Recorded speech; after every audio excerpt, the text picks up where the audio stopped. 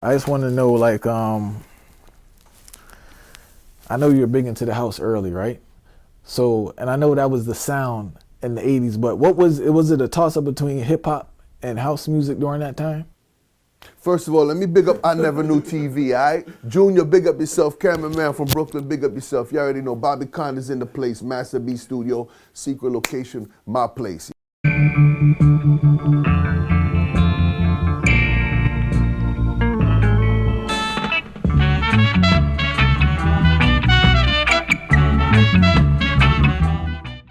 I've been DJing from the 80s. And when I was DJing, it was house, a little hip hop, and I played reggae.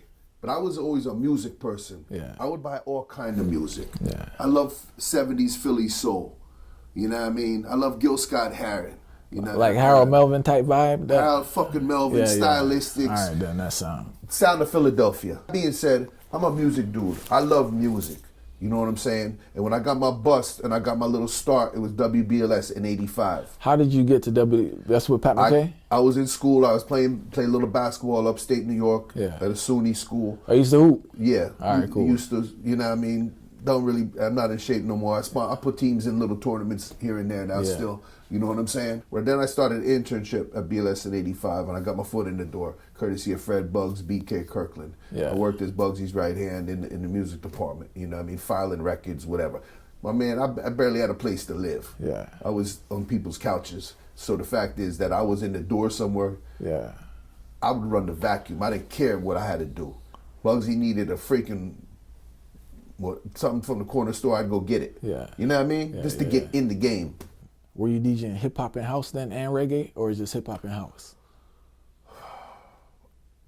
And a little bit of everything. And give me the year around. What year around was that this time? 85, 86, 87, 88. But the house thing was really taking off because in New York you had a club scene. Yeah. You know, from the Paradise Garage, which ended, I guess, in the middle, late 80s. And you had a club scene. And then you also had, the music was very connected. You had Gwen Guthrie, Ain't Nothing Going On But the Rent, you know what I mean? From, I think, them eras, which was produced by Sly and Robbie. Yeah. Nothing going on but the rent. You got to have a J.O.B. if you want to be with me.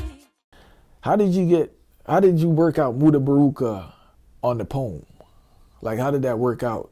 It worked. I mean, I just liked it. Because it's kind of out there. It's I like did not know about sampling or nothing. Yeah. You know what I mean? We just made the record. I was inspired by his speech, by what he was talking about, because that's kind of how I live my life. Yeah. You know what I'm saying? And the values of what he was saying.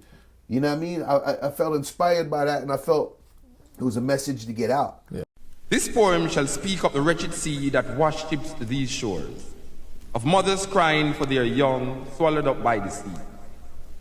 This poem shall say nothing new. This poem shall speak of time, time unlimited, time undefined. This poem shall call names, names like Lumumba, Kenyatta, Nkrumah, Hannibal, Akhenaton, Malcolm, Garvey, Haile Selassie. This poem is vexed about apartheid, racism, fascism, the Ku Klux Klan, riots in Brixton, Atlanta, Jim Jones. This poem is revolting against first world, second world, third world, division, man-made decision. This poem is no secret. This poem shall be called boring, stupid, senseless. This poem is watching you trying to make sense from this poem. This poem is messing up your brains, making you want to stop listening to this poem. But you shall not stop listening to this poem. You need to know what will be said next in this poem. This poem shall disappoint you because this poem is to be continued in your mind, in your mind, in your mind, in your mind.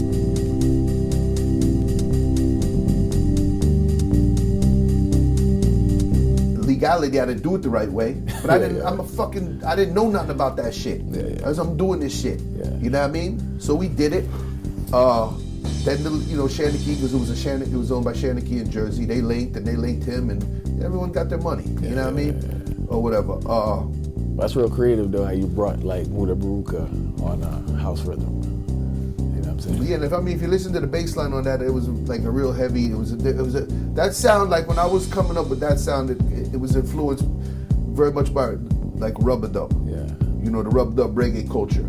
How you move from new groove to massive beat, and how did you make that transition from house music? Well, I wasn't to reggae signing music? nobody. We was just making records. Nah. You know what I'm saying? They press them, they give us a money, and you just keep doing it. You know Yeah. what I'm saying? I wasn't really watching what the next man makes. Yeah. But then I just figured, well, if he can press my records, why can't I? Yeah. It was nothing negative with New Groove. I got love for them. Yeah. You know, they gave me an opportunity. Yeah. You know what I'm saying? You know, and I just started pressing my own records, and I seen I can make a lot more money. Yeah. Because I just see, you know, well, I'm making more money. Were Massive B's first records house music, or was it reggae? Reggae in house. Reggae in house? Yeah, because I put a record out with Robert Owens called Just Friends. Yeah. I just can't make it without you. You plus me, we equal one. You plus me, we Yeah. Sold a lot of, you know, good units. You know, people hit at me, oh, you can't use his name, he signed, blah, blah, blah, blah, blah. But I was like a rebel, you know what I'm saying? I don't give a fuck. You know what I mean? Just come see me. Yeah. You know what I mean? Like, and I put the record out, but that me and Robert, I just met him. I loved his music, Break Down the Walls and all that stuff from Chicago. Yeah. And I just said, yo, man, come, you want to voice a song? He's like, we need voice a song. Just come in the studio, man, and hold the vibes, and we work out a money thing. Yeah. And you come sing something on my record. Yeah. Kind of like how the reggae and rap cats was doing it. Yeah. You hear a beat voice. come vice the thing. Yeah. You know what I mean? And he came and these vibes, and the record is an underground kind of a classic. You know what I'm saying?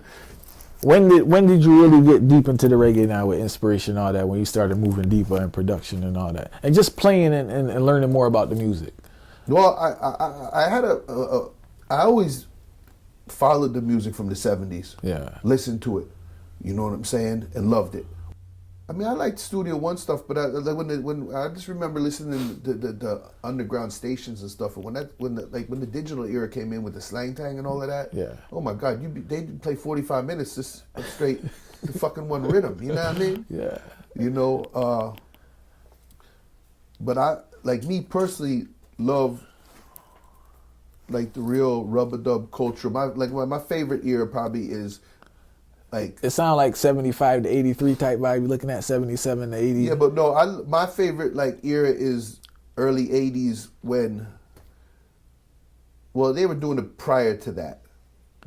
But I just love Stereo Mars, and that's that whole era with, you know, with Tenor singing around the sound. Yeah.